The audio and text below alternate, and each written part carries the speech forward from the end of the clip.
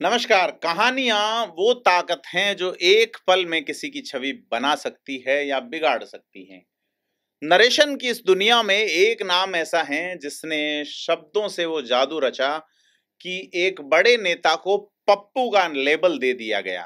हम बात कर रहे हैं कवि कुमार विश्वास की, लेकिन आज कहानी कुमार विश्वास की नहीं बल्कि उनकी भार्या श्रीमती मंजू शर्मा की है। एक ऐसी कहानी जहां शब्द उनके पति के लिए रचना थे, वहीं श्रीमती मंजू शर्मा के लिए शब्द चुनौती बन गए। तो सवाल यह है कि क्या अदालत की कही हर बात, हर टिप्पणी हमेशा अंतिम सत्य होती है, या कभी न्याय के गलियारों में कुछ सवाल ऐसे भी उठते हैं जिनकी गूंज दूर तक जाती हैं। आज कहानी ऐसी महिला की है जो अदालत के उस फैसले के खिलाफ खड़ी हुई हैं जिसने उनकी साख पे सवाल उठाए और उन्हें अपना पद छोड़ने पे मजबूर कर दिया। कौन है मंजू शर्मा और क्या है पूरा मामला जिसने न्यायिक गलियारों में एक नया भूचाल खड़ा किया है? आइए बात करते हैं। नमस्कार, मैं प्रदीप हूँ, आप थिंक 360 देख रहे हैं। जैसा हम सब जानते हैं कि मंजू शर्मा कवि कुमार विश्वास की पत्नी है। नरेशन की दुनिया के उस महारथी की पत्नी जो कहानियों को अपने हिसाब से पेश करने में माहिर हैं। उन्हीं के पति कुमार विश्वास ने राहुल गांधी को पप्पू कहने वाला नरेशन ऊर्जा से भर दिया और वो फेमस भी हो गए, उस नाम से कुख्यात हुए, कुख्यात किए गए। खैर, उन्हीं मंजू शर्मा को अशोक गहलोत सरकार में आरपीएससी में कमान सौंपी गई, जहां वे सदस्य के तौर पे नियुक्त हुई। सब कुछ ठीक चल रहा था जब तक कि पेपर लीक नहीं हुए, जब तक कि भर्तियों में फर्जीवाड़े नहीं हुए, जब तक कि आरपीएससी की साख सवालों के घेरे में नहीं आ गई और जब तक कि न्यायिक टिप्पणियां एक नया मोड़ नहीं ले लेती। मंजू शर्मा का कहना है कि हाई कोर्ट की टिप्पणियों ने उनको इस्तीफा देने पे मजबूर किया।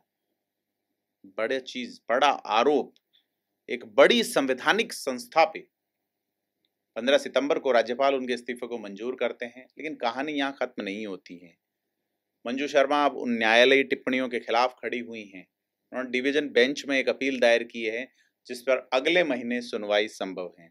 दरअसल राजस्थान हाईकोर्ट की एकल पीठ ने सब इंस्पेक्टर भर्ती 2021 को रद्द करने के अपने फैसले में आरपीएससी के सदस्यों पर बड़ी गंभीर टिप्पणियां की थी और मंजू शर्मा ने अपनी अपील में अपने खिलाफ की गई उन टिप्पणियों को हटाने की मांग की है। मंजू शर्मा का तर्क है कि उनके खिलाफ कठोर और अनुचित टिप्पणियां की गई हैं, जबकि उन्हें इस पूरी याचिका में न तो पक्षकार बनाया गया और न ही सुनवाई का कोई अवसर दिया गया। मंजू शर्मा ने अपनी अपील में यह भी कहा कि केवल संपर्क का उल्लेख करने वाली एक चार्जशीट को आधार बनाकर किसी सार्वजनिक अधिकारी की प्रतिष्ठा को नुकसान पहुंचाना न्याय का सीधा उल्लंघन है। मंजू शर्मा का कहना है कि अदालत की इन टिप्पणियों से उनकी ईमानदारी और नैतिक छवि को धूमिल किया गया है, जिससे उन्हें सामाजिक और पेशेवर स्तर पर भी भारी नुकसान हुआ और इस मानसिक तनाव को बढ़ने के कारण मानसिक तनाव बढ़ने के कारण उन्हें अपने पद भी छोड़ना पड़ा।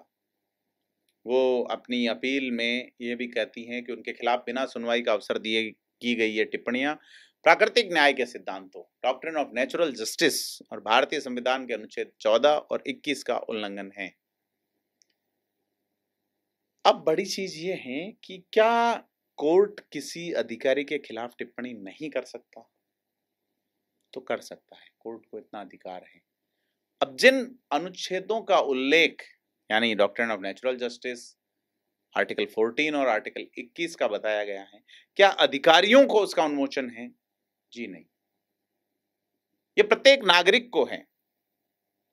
और अगर मंजू शर्मा की अपील पर एक बड़ा फैसला उनके पक्ष में आता है तो सीधे तौर पे फिर किसी भी अधिकारी के खिलाफ, किसी भी व्यक्ति के खिलाफ बिना अंतिम फैसला आने तक किसी तरह का कोई निर्णय या कोई भी टिप्पणी नहीं की जा सकेगी। सरकार पहले एक कानून भी लाई थी, उस कानून को भी बल मिलेगा। तो यह जो घटनाक्रम है या ये जो अर्जी है, ये बड़ा मायने रखती है। मंजू शर्मा ने कहा है कि अदालत की टिप्पणियां बिना किसी ठोस साक्ष्य की गई हैं, न कोई ऑडियो रिकॉर्डिंग है, न कोई प्रत्यक्ष साक्षी का विवरण है और न ही भर्ती प्रक्रिया की मार्किंग का कोई एक ऐसा ऑडिट ट्रेल है जो उन्हें दोषी ठहराने के लिए पर्याप्त हो। लेकिन सवाल यह है कि वो टिप्पणियां थी क्या? 28 अगस्त को हाईकोर्ट की एकल पीठ ने जब आदेश दिया और उसमें कहा कि जस्टिस समीर जैन लिखते हैं फैसले में कि आरपीएससी के पूर्व सदस्य रामूराम रायका की बेटी शोभा रायका को सब इंस्पेक्टर भर्ती के इंटरव्यू में अच्छे अंक मिले, इसके लिए राइका ने आरपीएससी के तत्कालीन अध्यक्ष संजय श्रोत्रिय और अन्य सदस्यों जिसमें बाबूलाल खटारा, मंजू शर्मा, संगीता आर्य और जसवंत राठी शामिल थे, उनसे मुलाकात की। उन्होंने सिफारिश की थी कि वे सुनिश्चित करें कि उनकी बेटी साक्षात्कार में पास हों। अदालत ने इन सदस्यों की भागीदारी को आरपीएससी के भीतर प्रणालीगत भ्रष्टाचार का सीधा संकेत बताया, जिसने साक्षात्कार और लिखित परीक्षा दोनों ही चरणों में भर्ती प्रक्रिया की विश्वसनीयता और आरपीएससी की साख पर बड़े गंभीर सवाल किए।